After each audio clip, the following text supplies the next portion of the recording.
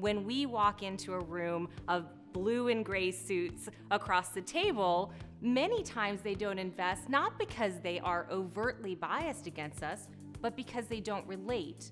So the burden on us is to ask for people who relate in that room. Hi, I'm Cindy Eckert. I'm the founder and CEO of The Pink Ceiling, and I disrupted women's health, and now I'm gonna disrupt just how many women get to the $1 billion club. I think the characteristics of a disruptor are they are insatiably curious, they are obsessive, and then in the end, and this is the most important, they are relentless in seeing it through. So the Pink Ceiling is me investing my own money, my proceeds of selling these businesses and putting it into other disruptive firsts by women. And what I love about that is not only are we solving for women's lack of access to capital, but I think we're also changing everyone's mind about who has the next $1 billion idea. You discovered something about the biology of 10% of women that's impeding their sexual experiences.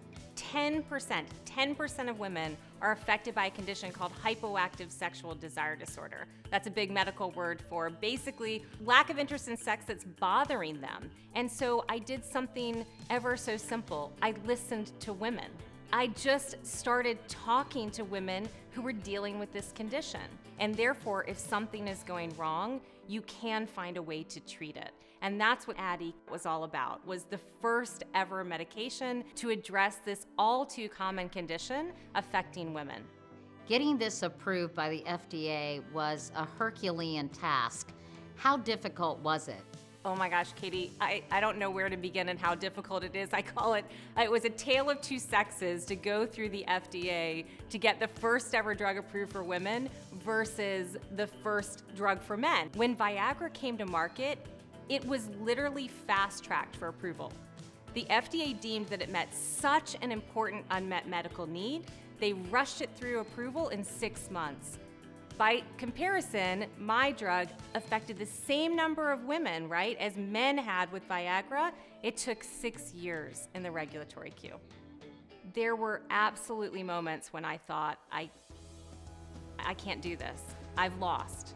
I particularly thought that when the FDA said no, and I actually had a government decision that was no, and I was gonna wake up and say, but I'm gonna challenge the government. But you know what? By Monday, I showed up and said to all of my company, we're gonna dispute the FDA. I laughed because my IT guy raised his hand and he said, can you do that? And I said, we're about to find out. And he actually got a pair of pink boxing gloves and put them on my desk, and they're still there today. When we broke through in 2015, there was no such term as femtech. In 2016, the term femtech was coined. It is projected to be a $50 billion category by 2025. We blew the doors off. The Pink Ceiling for me was about paying it forward.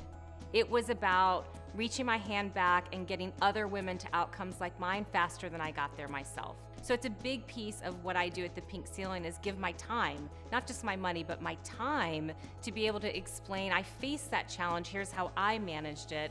Go this way, I went that way. That's really a lot of joy for me in getting that opportunity to mentor other women. How do you get other women to do that as well? Because you're just one person. Well, I'll tell you, one of the ways that I'm trying to create the multiplier effect is for everyone that I invest in the Pink Ceiling, they make a commitment to me that they will mentor someone else. So I'm trying to build that army, that pink army, if you will. It's so rewarding to help someone else get to that position. That's part of the deal. We'll give you money, you have to pledge to be a mentor. And that's such an important piece, I think, of our obligation, again, to pay it forward. One at a time still really adds up. What I mean by empathy being the DNA of a rule breaker is that it's really that spark that forces you to challenge the status quo, really feeling it, putting yourself in someone else's shoes. And I think if I look at all the female founders I invest in, that is their unique characteristic. Oh, my next disruption is coming through the Pink Ceiling when I create an army of women who get to $1 billion outcomes and ultimately create $1 billion worth of wealth for other women.